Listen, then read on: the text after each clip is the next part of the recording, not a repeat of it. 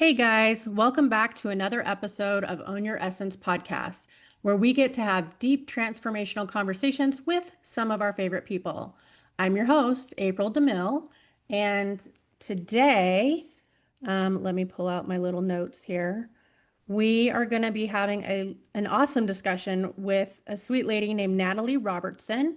She is the director of Spiro Health, ABC practitioner, a life coach, and a speaker. So let me go ahead and give her a warm welcome. Let's pull her forward. 1 second, 1 second. And there you are. Let's see if you are. There you go. Okay. Okay. So, Natalie, I had just read your introduction and I'm super excited to sit here and talk to you because you have some really fabulous experience. You've kind of got all kinds of experience. So I guess what we could do is start with where you're at now, and Okay. maybe we can backtrack and go, figure out some history and context as to how you got here. Okay, brilliant. Well, at the moment, I am director of my own business in Putney in London. And what we focus on there is posture transformation. And it's so much more than that, though, April. It's actually full body transformation because when you start to release pain and you start to release patterns in the body, so much emotion comes up. And of course, spiritual side as well. So I love what I do because it's transformation on all levels.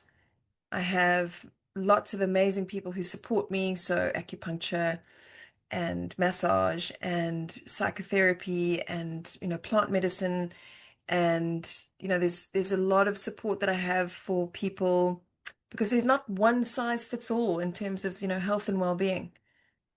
Yeah. So I'd say from my side, my purpose is ever changing, yet at the moment it's really to help people ask bigger questions about their health and well-being and connecting those people then to the right people, if that makes sense. And that's what I feel I'm here to do. So I really am happy to be on that path.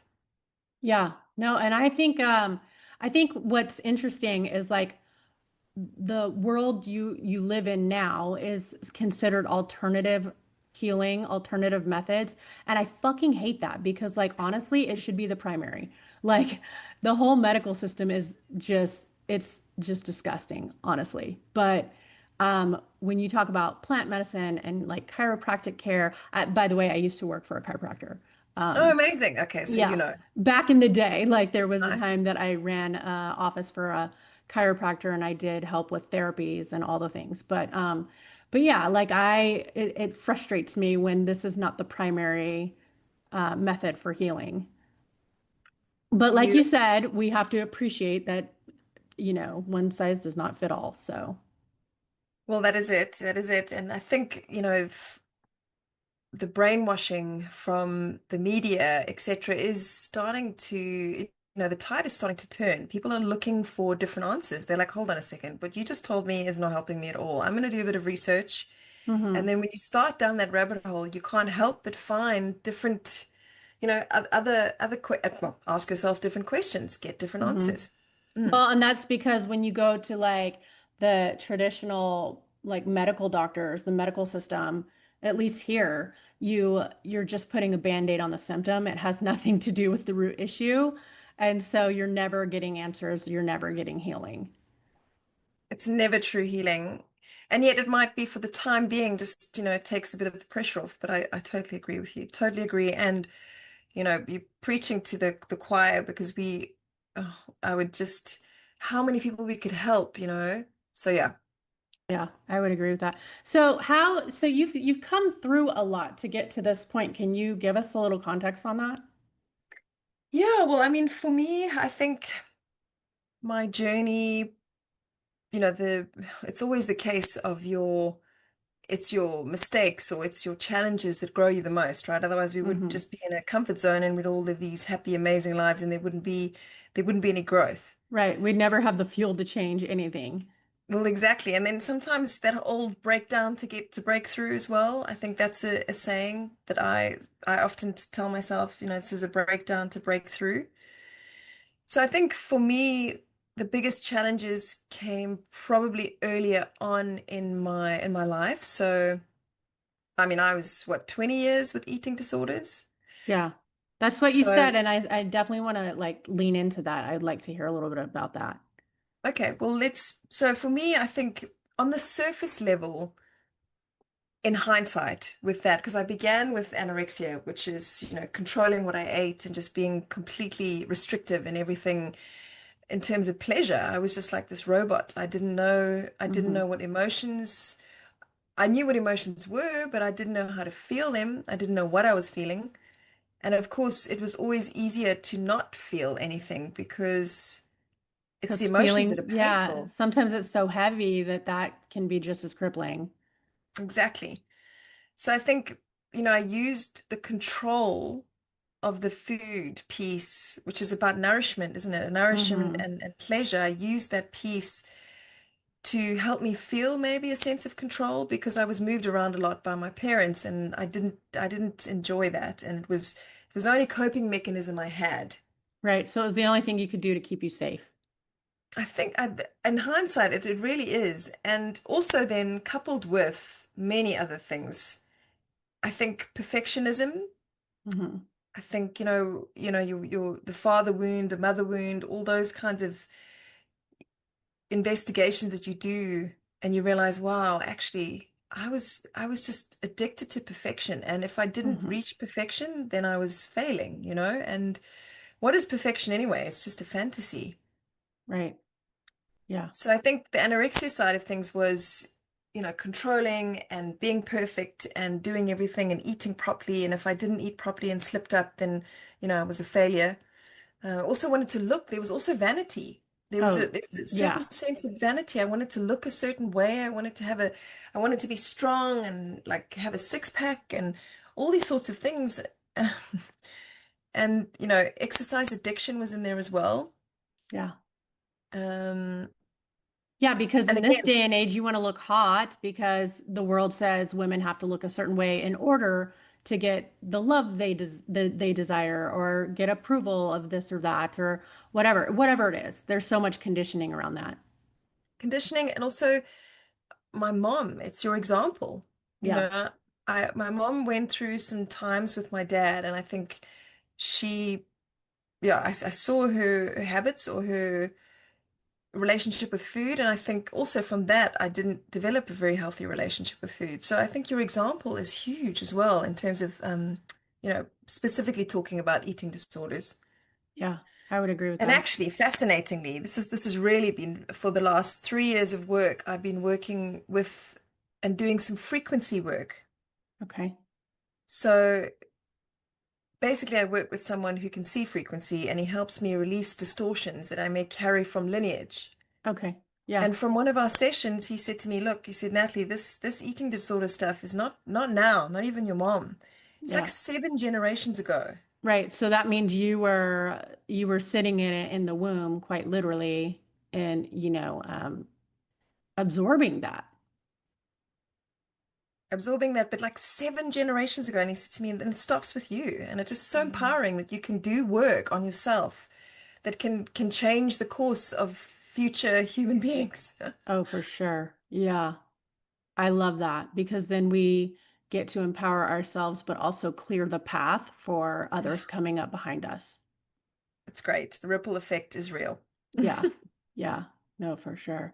And so also you talked about having a near-death experience. Can you talk a little Yes. bit about that as well? Yes. So that was again not agreeing with the medical ideas of giving birth. Okay. And so what actually happened is I went overdue by quite a long way in terms of the dates that they, dated, my child. So they'd said to me, "You were overdue now," and according to my dates, I wasn't overdue, and I was healthy. The baby was healthy, and so I just pushed them out. They said, "Oh, no, if you don't, we're gonna have to induce you and give you a C-section." And I was doing my best to have natural birth Yeah. um, as long as I could. And in fact, Brooke was my little girl now. She was breech, so I did a whole lot of. For those listening, it's really effective if anybody's got a breech baby and concerned and would like to have a natural birth. You can do, it's called moxa. So it's acupuncture points with where you're burning a type of it almost looks like a cigar, but you're activating these particular acupuncture points. And then I had a certain technique of chiropractic called Webster technique. Okay. And I mean, Brooke was like 37, 36, 37, maybe even 38 weeks. I can't remember exactly. And they were saying to me, there's no chance she's going to turn. She's too big. You've got no space. It's never going to happen. And I was like, well, let's just see. And Yeah. I did this moxa, I got the Webster technique, and then obviously I visualized and I was on my hands and knees, and she flipped. She did flip. And Oh, wow. I know, and then I was over the moon because I was like, great, now she's not breech. Now we can just let let the birth happen naturally. And then, of course, she didn't come, and they were pressing me, pressing me, pressing me. And eventually, they did induce me. It was a decision made by my husband and I. And inductions, you know, that traditionally don't go very well. And long story short, I contracted, sure, I mean, I was like a minute and 10 seconds, the contractions apart for like literally straight 12 hours. Mm-hmm. And I hadn't, and when they checked dilation, I'd only dilated like a centimeter and a half. Yeah, I feel like I had a similar situation with one of my kids actually. So I was just, she's not ready, she wasn't ready, I wasn't Hmm. ready. Anyway, cesarean, a emergency C-section, and I thought, great, it's all done, it's all dusted. And then, I had Brooke in my arms for maybe 2 minutes, and then they said, listen, we've got to take you back into surgery. And I was like, well, fine. I was on so many drugs by then. I was like, yeah, let's do it. Let's go. I'm on. Let's move. So off we go back into surgery. And they couldn't, well, by that, they put me out. So I was completely out by then. And then what I learned is that I hemorrhaged. So where the Hmm. placenta was, it had come away and then it didn't actually clot. So I was just bleeding out. Yeah, I definitely did that with my son. Did you? Yeah, I did. Yeah. Wow. I mean, so you also, same thing, Well, that's why same. your story grabbed my attention because I Okay. was like, oh, this lady is hitting like so many points in my life right now. So excited to sit with you. Like we have Amazing. so much in common. So is he born, how many kids have you got, April? So I had four, but one passed away in 2012. Oh, I'm sorry. That was a tragic, unexpected accident. She was not quite three yet. But Oh, my I'm living sorry. children now are all adults. Like they're officially all adult children. It did almost kill me in childbirth. I started to hemorrhage also, and they didn't realize it for a while. And I started to almost pass out, and I got very cold all of a sudden. And then next thing I know, the whole room was filled with doctors, and they were pushing my mom and my son's dad aside. They're like, "Get out of the fucking way!" It was a whole emergency thing, and then they begged me to do blood transfusions, and I told them no. I said no, I'm not going to do that. And I refused to do Really? that. Yeah, I refused it. Wow. So I recovered through that very it was a harsh recovery because I was lacking so much blood, but Yeah. I was like, you're not putting somebody else's blood in my body. I do not give a fuck. I was like, you're not doing it. So that's where I stood. I was just like, that's not going to happen. So interesting because they put me out and they just did it. And they didn't ask permission, but I think I would have died if they didn't because I lost 6 pints. They put 6 pints of blood. Yeah. Well, and that was your situation was different because you were under, I was not. Okay. I had given birth to him and after that, the placenta came out and I continued to keep bleeding, but I wasn't bleeding outwardly, so they didn't Okay. know Okay. until I said, I feel weird and I'm freezing. And then they were like, oh shit. And then they started like Mm, pushing on my stomach and like all this blood just came out because it was just staying inside of me at the time.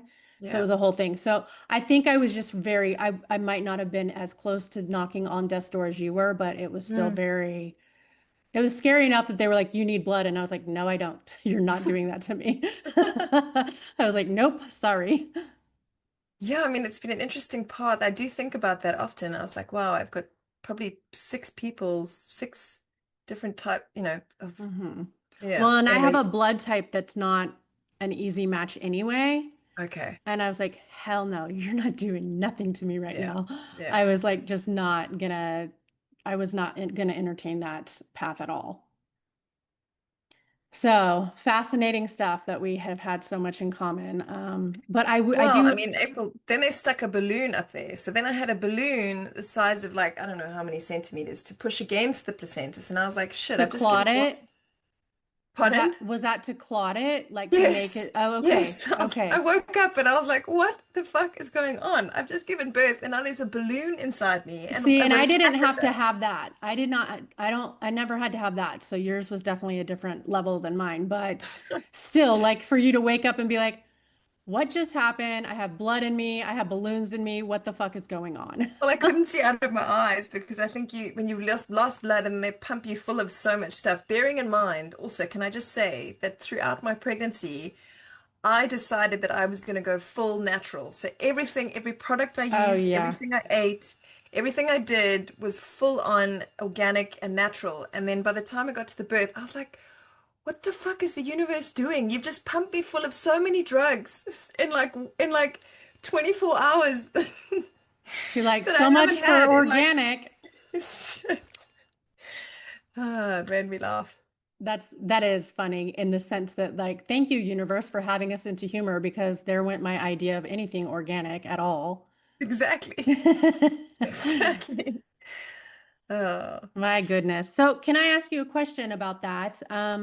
With that experience in mind, how would you say that that experience shifted your relationship with like your body, your mind, your spirit? Like, how do you feel like you came out of that and looked at things differently?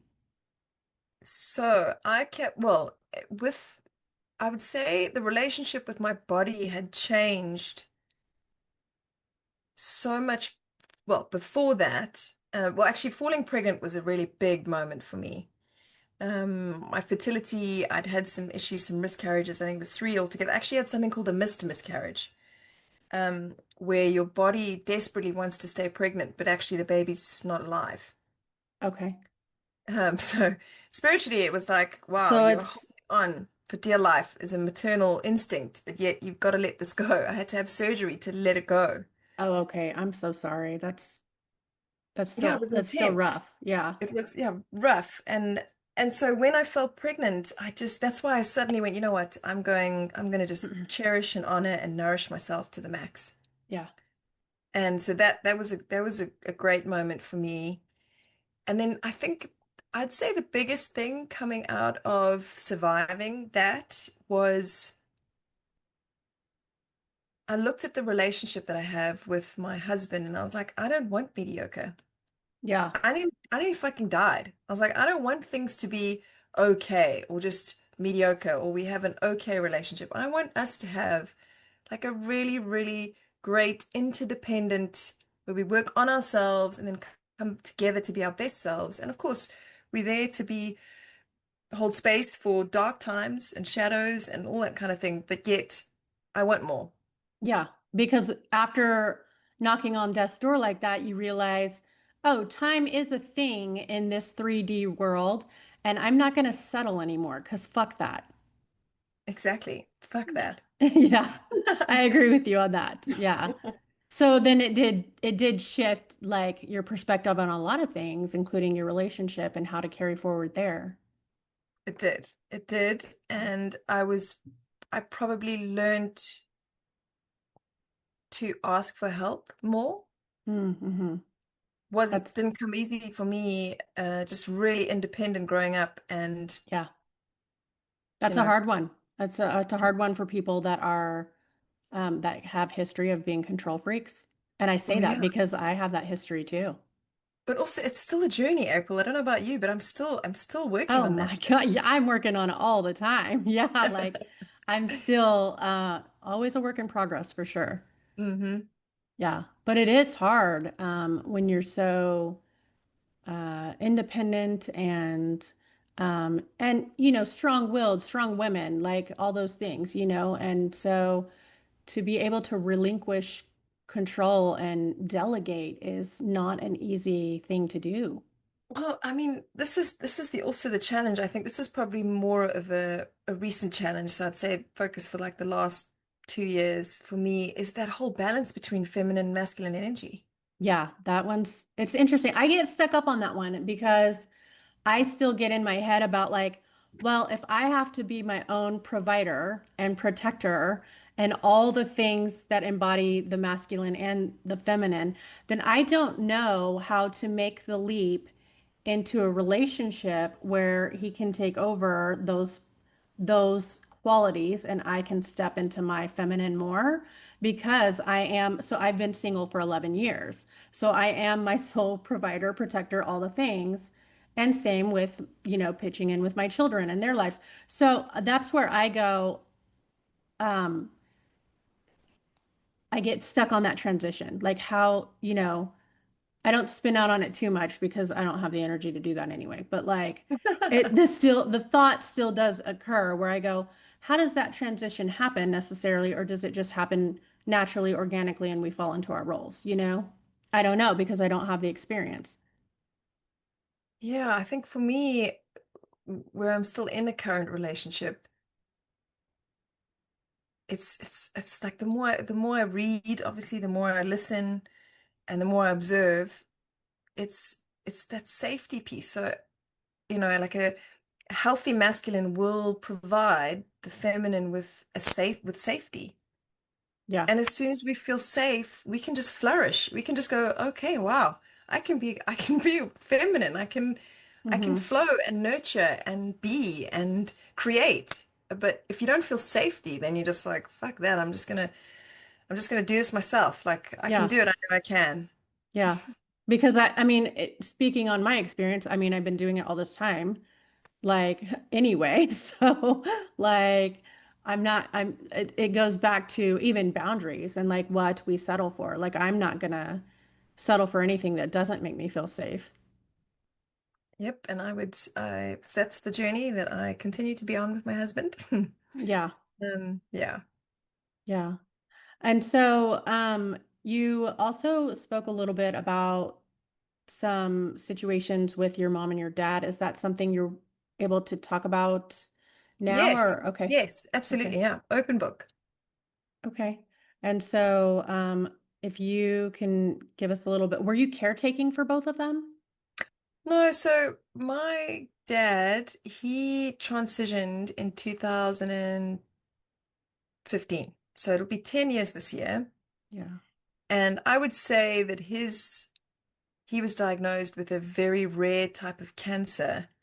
And I mean, this is where my awakening was really, because he was the healthiest man I knew. I mean, he was so strong. He was in the gym sort of, 6, 7 days a week. And, at 65, he had a six pack and he played rugby for South Africa and, just a really strong, physical, strong man. And he didn't drink, he didn't smoke, and, always watched what he ate. Yeah. And So I he was was like, well, how definitely, the hell? yeah, definitely caring for himself and then still somehow. Well, this is the thing. I couldn't believe it. I was like, how can someone like that develop cancer? It's like it doesn't make any sense. And then I started reading more again and just figuring out more stuff. And I was like, well, it can happen with your thoughts and emotions. It doesn't have to be Yeah. anything to do with your body. And that's when I started thinking, wow, there's so much more to health than there is just the physical, which is what I always focused on. Right. Because you can be physically fit and perfect on the outside, but if you're a mess on the inside, well, you're still introducing, your body is holding on to those things that which can produce the cancers and the illnesses and all the other issues that people deal with. Absolutely. So, I got more into sort of Louise Hay's stuff, which is Hmm. the spiritual meaning behind symptoms and how you can figure out what your limitations are and then shift them with different affirmations and things. And I read a bit more about that. And his journey was a hard one because we were close, and I realized as well, because of course the first thing that I did is went in there and went, right, we can do this, we can beat this, like so let's change your diet, like let's go keto, let's go, let's cut out all the sugar and just go high fat and moderate protein. Let's look at all the supplements we can take. Let's look at this, da, da, da. And he just was not there. He wasn't interested. He was set in his ways and unfortunately indoctrinated to Ah, gotcha. the medical and the oncologist. And when you're sitting next to your dad and the oncologist is telling him things about the success rate of this chemotherapy, which is like horrendous, like 0.007% of people survive this. Like we've got a chance. Wow. I can't, like I just and I for his sake, I wasn't going to question that or, be resistant to that because I don't think it would serve him. He wouldn't go the other way anyway. So I He just thought, well, wasn't let me open to it. no. Yeah. So Which that was just, hard. yeah, that would be hard because that it's like, you know, there's a different path, but he's already decided that that's the most probable path for himself, and you have to respect it. Like, what do you do? There's nothing you can do except for hold his hand quite literally. Well, exactly. So that was I was just about to say is that my coach at the time, she said to me, you know what?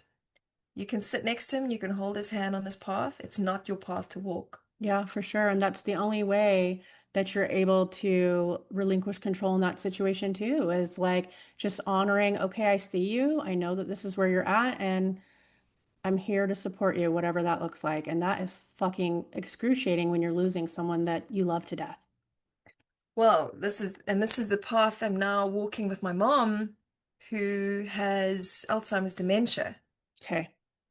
So then it's now, like it's grieving someone who hasn't left physically, but yet mentally is changing. It's not Yeah. her anymore. And that's really tricky as well. It is tricky. And the only experience I have with that is we just lost my last living grandmother a couple weeks ago, Oh, I'm and sorry. she passed from that.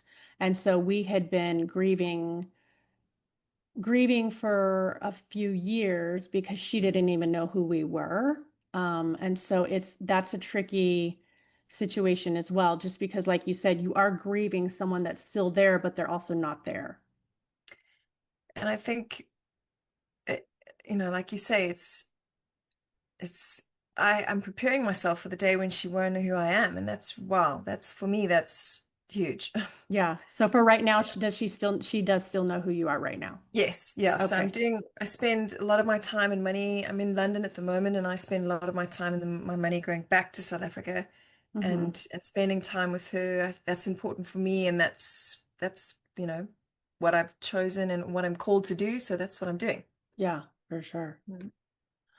Man, you are going through a lot of stuff. So, can I backtrack a little bit? I wanted to ask a question about, I know you said that you had the the miscarriage situation and also like the near death experience with your child labor. Do you think, or is there any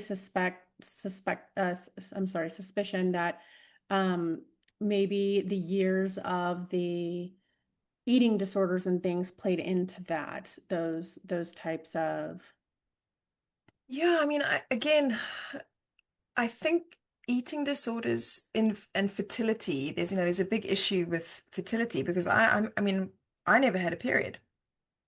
oh, So okay. so So when I that was is that normal for people with eating disorders?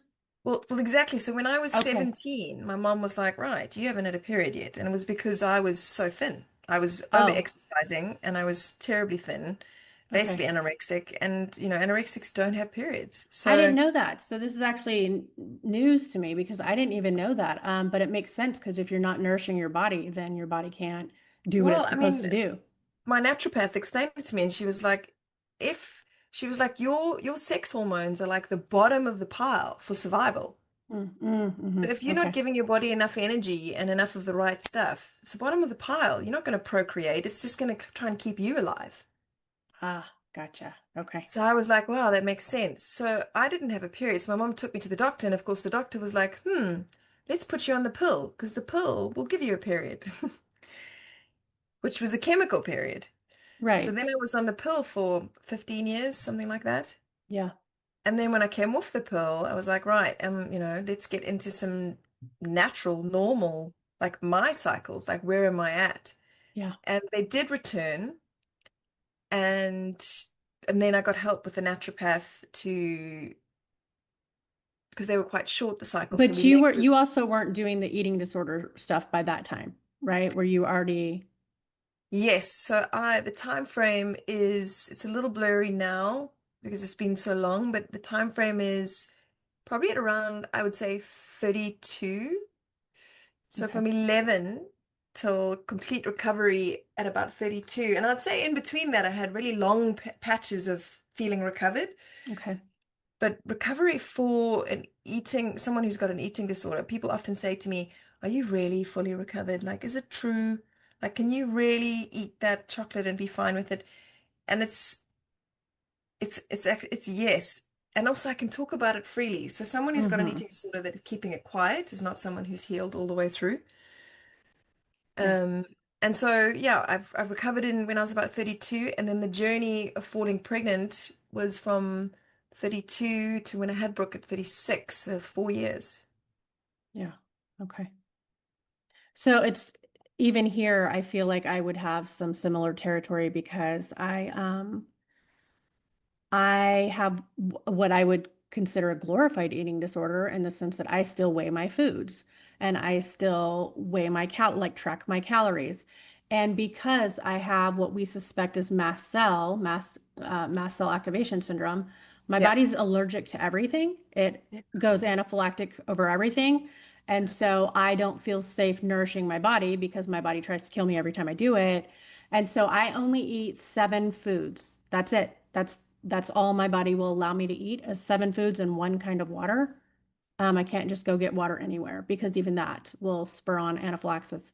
And so this has been something I've been living with since about 2017, 18. I suspect longer than that, but it got worse after my daughter died because my body took an immune system hit with that kind of grief when you have a yeah. child lost. Jeez. And Yeah. so it's I have wondered many times is this a glorified eating disorder at this point, or is this medically necessary because my body's trying to Mm. fucking kill me and I really don't Yeah. know. Yeah. Like I don't know. And with only 7 foods, I definitely don't think I'm getting all the nutrients that I need. Mm. Mm. But also intuitive eating and all those other things are out the door for me. I can't, my Hmm. body won't let me. Yeah. So it's been insane. It's been absolutely crazy. Um, it's so when you talk about even some of this stuff, I just go, yep. Here's another thing where I feel like we align a lot. We have a lot of experience here together, so And that's why we were called to each other or for attracted sure. to each other. Yeah, like I would agree with that for sure. So yeah. I was, I know you talked about, when you work with people, the importance of like asking the right questions. So, with that in mind, what is one question that you wish more people would ask? That is a really good question. I think first and foremost, it's really it would be a good idea for it to be very specific and very unique. Because when you ask broad questions and general questions, you're going to get general answers. And I suppose, and again, another journey that I'm on that maybe listeners are on too, is developing that intuitive voice where you ask yourself a question and then you wait and you listen and you Yeah. give yourself the space and the time to get the answer. Hmm. And so I think building that muscle of intuition and that confidence, I would say, is probably step one, maybe before you ask yourself these questions. Right, because you have to discern which one's ego, which one's spirit, which one's a want, which one's the fear. And through all that, during that discernment, one thing I've learned is the intuitive part doesn't have any selfishness or control to it. There's no aspect of that to it. Does that make sense? It does make sense. Yeah. Because then you know it's intuition and not ego, right? Right. Yeah. Mhm. Yeah, exactly. And yet, I'll be honest, the people that are coming into my office that are looking for the help, they've got no fucking connection to intuition. Right. So this is brand new territory for them. Brand new. And I think without being, with providing a space that is safe for people to come into, yet also matching them where they are, because you don't want to start talking about intuition to someone who's like, can you just fix my leg? Or can you just fix my Yeah. headache? Yeah. You're like, really? Let's just sit and breathe, shall we? Right. No. Yeah. Yeah. No, for sure. Yeah, that's a humorous journey too. But also it's got to start somewhere. So even if they're there to like, hey, let's fix the leg, and then eventually they'll be maybe a little more open to hearing other avenues of doing that. Well, this is where, it might sound crazy, yet when someone walks into my office for the first time and I meet them, my vision for them is they'll be a lifetime client, if not a friend as well. Right. Yeah. In terms of we can help you with this, and then, let's look and then we start having completely different discussions about, oh, okay, maybe you need some coaching or some psychotherapy, or like I said, the acupuncture route or something completely different. Hmm. So I see them as lifetime relationships, Yeah. which I don't think every practitioner does.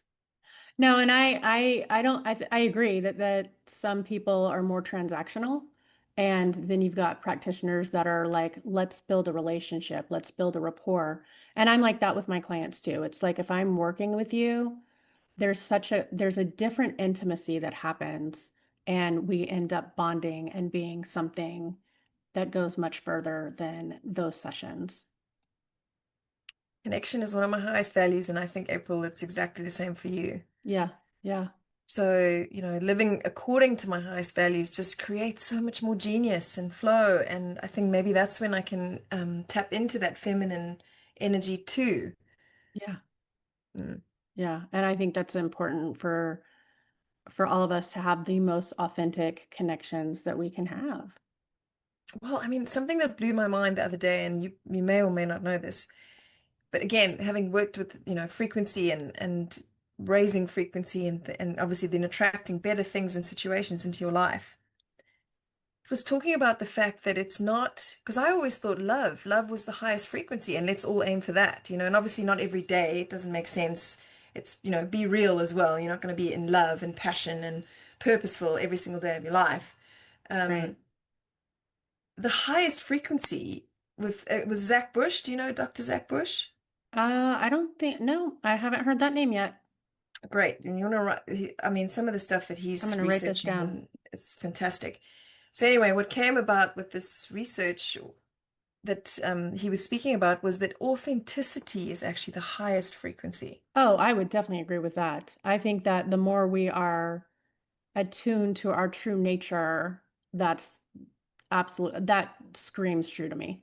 But then does that mean that you could really not be sitting in a love frequency? You could be sitting in anger and still be authentic and still be in your highest frequency then. But even sitting in anger is love because you're honoring, it's love to honor all your human range of emotions. So it is You see, love. and that's another little section, another layer for me.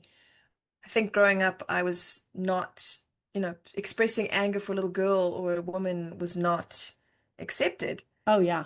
Yeah. I came from And that background too. yeah. Shush your mouth, stay small, stay out of my fucking face, quit bothering me, all the things. Yep, I had that same childhood, lady. So I think this is a journey for me with anger. I'm like, I can feel it. I can do it alone, but can I express it in a relationship situation? It's tricky. I find Yeah. it hard. Yeah. I can't speak on it as far as romantic relationships because I've had romantic relationships obviously years ago, but they were from like the unhealthiest broken versions of myself. So in my journey, clearly we're a different version all the time. But Mm. as this healthiest version of myself, I've not had those romantic experiences. So I can't speak on that. I don't know what that would look like. However, I do have those experiences with my children. my other family members, my best friends, like I have great relationships where I do have to practice a lot of those things. And so, but I'm not living with any of them either. So that's a whole nother level that I think Yeah, exactly. A whole other that's a level. whole nother ball game that I have not even explored yet. And I'm not sure at this point in my life I will or not. I'm not closed off to it, but it's one of those mysteries. We'll see what's in the mystery bag. Like what am I creating here? I don't fucking know. But yeah, I will say that I have to honor like those of you that are married and practicing those types of standards and relationships because it's not for the faint of heart, but it's also fucking beautiful. Like it's a lot of work. Yeah, I think at this minute, it's it's my biggest area of discovery at the moment is Mm, intimate relationship. hmm. And Discovery. even else, I mean, we're going off on a bit of a tangent here, yet the healing that I'm focusing or wanting to receive at the moment has actually got a lot to do with pleasure, Okay. which Yeah. again, not something I was brought up with, never educated on it, never, was never a thing. But actually, it's like for women, it's such a big part of being a woman Yeah. and And creation and yeah, and I love manifestation. that because you're talking about like being allowed to have pleasure, being allowed to embody it, being allowed to have desires. And that doesn't even just mean passions or sex. It can mean the creations, the nurturing, the nesting, the foods, all of it, like everything. Absolutely. Yeah. That's it's nice when you at least have the awareness to go, oh, here's the next part of my journey and what I'm learning now. Well, I mean, the little secret, not a secret yet, it's something that I'm working on is a crystal ball. So I've been doing some scrying. Oh, yeah. Okay. And I don't have experience with it yet. I'm just, following the guidelines like I'd follow any guidelines where I'm going to be in a different realm or tapping into, Okay. some kind of wisdom. And it's been pretty exceptional so far with guiding me with these next steps. I was like, what the fuck is my next step? And literally was like, bang, this. And I was like, Okay. okay. I love that. So I do scrying, but I have learned that I do it accidentally. I have zero will. It came to me years ago, and I tend to do it in mirrors and reflections more than I do like crystal balls. I'll be standing in front of a mirror and I can see the spirit standing with me. So I scry Amazing. purely accidentally. Um, but another thing I wanted to offer, have you tried automatic writing then? No, Oh, okay. After this, like maybe we can go over that, or maybe I can please. even, I'd love to. I'd yeah, love I was to. going to say maybe automatic writing is something you could look into as well. Yes, I will. I'm going to write it down right now so I don't forget. Um, so another thing, since we're talking about, shifts in the bodies, I was going to ask you from your view, where do you think most people disconnect from their bodies? Like, at what point do most people do that? In time or physically? Maybe both. Maybe I guess there's no wrong answer to this. So like maybe. Mm. Well, I think, like when I'm working with someone, it is just, well, I'd say with someone, I'd say the majority, like you're talking 99% of clients that'll come in my door that are like, looking for either pain or posture or performance, something functional is going on. And usually we're their last resort, right? Because like you said, it's alternatives. So people are like, well, I've tried the medical, I've been to an osteopath, I've been physiotherapy, I've been exercise classes and I ruined myself. I'm now with you as a last resort. And I'm like, okay, fantastic. Hmm. I would say everybody lives in their head Yeah. Okay. because, and I know that for sure, because when I work on the structure, so I do alignments, I do very gentle work up against the wall with the spine, with the first rib, which sits underneath your collarbone over here, and just do a very gentle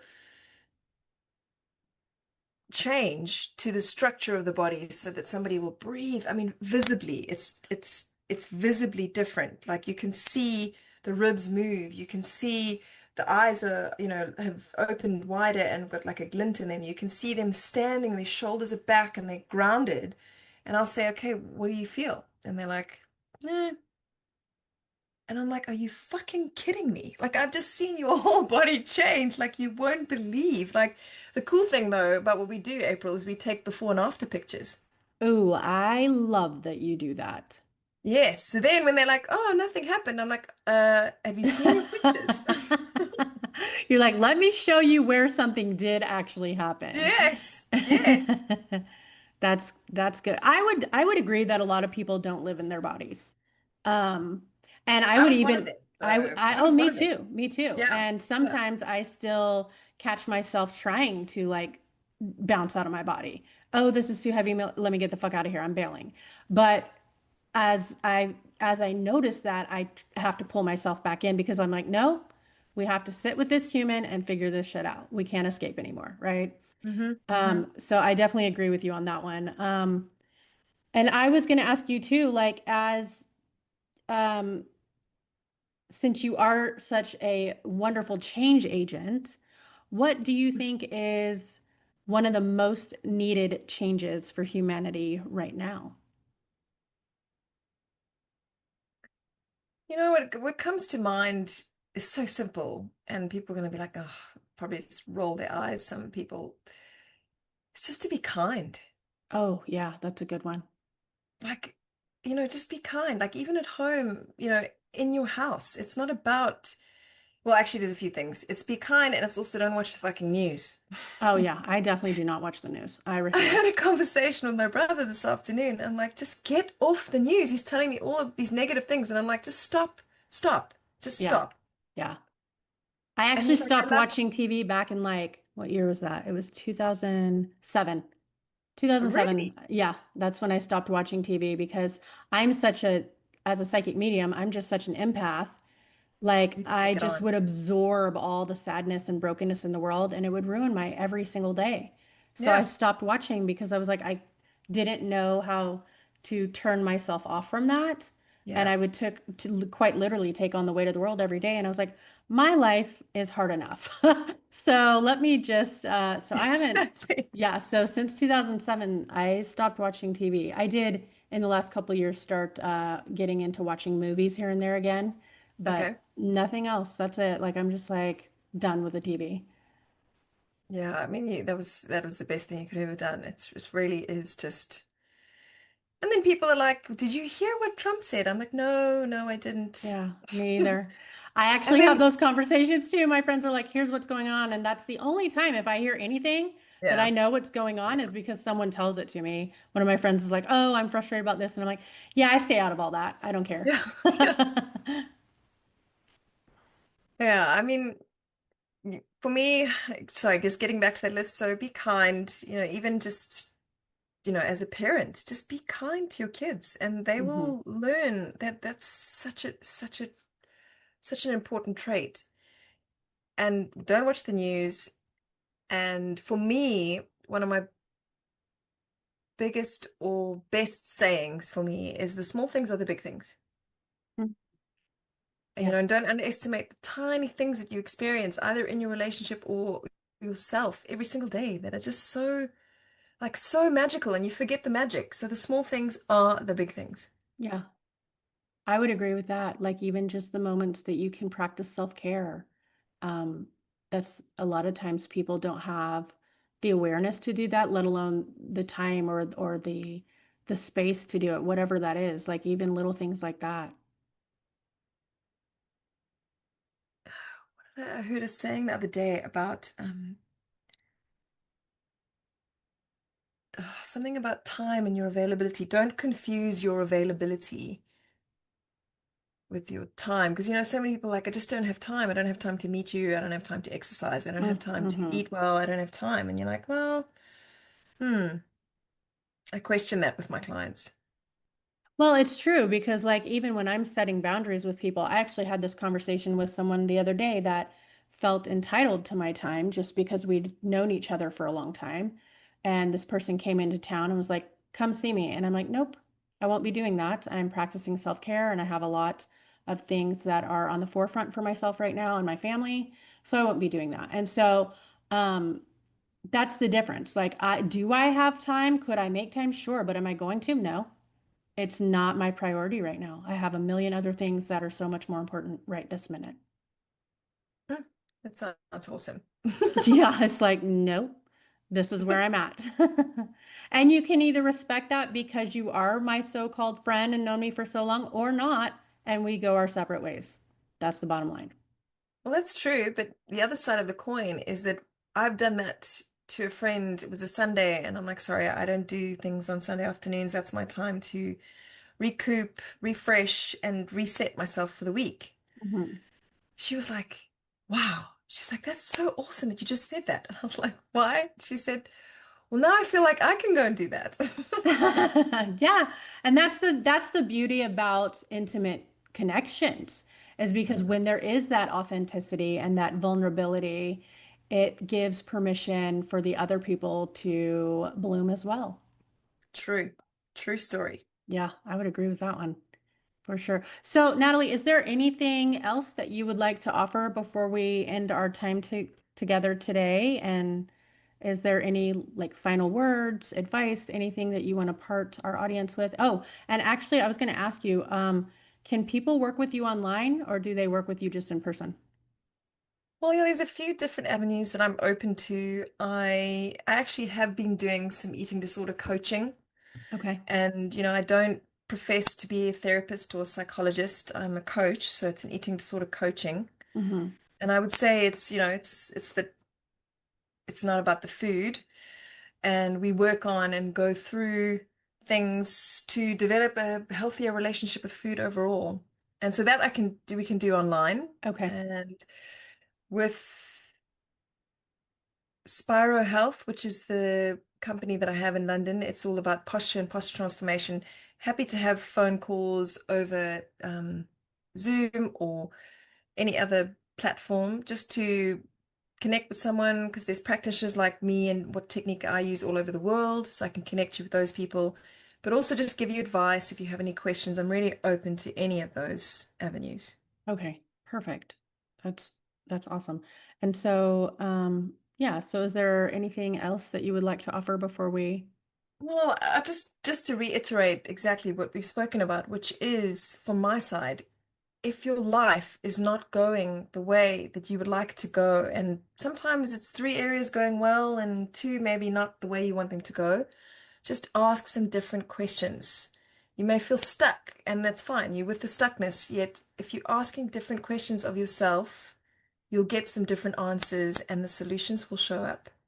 Yeah, I think that those are fabulous words to offer our audience because I agree that the moment you start asking the questions, it's because you know that the answers will be there. So, Have the faith, have the faith. And then also, April, just to say, thank you for your work and your gratitude and the energy you put out into the world.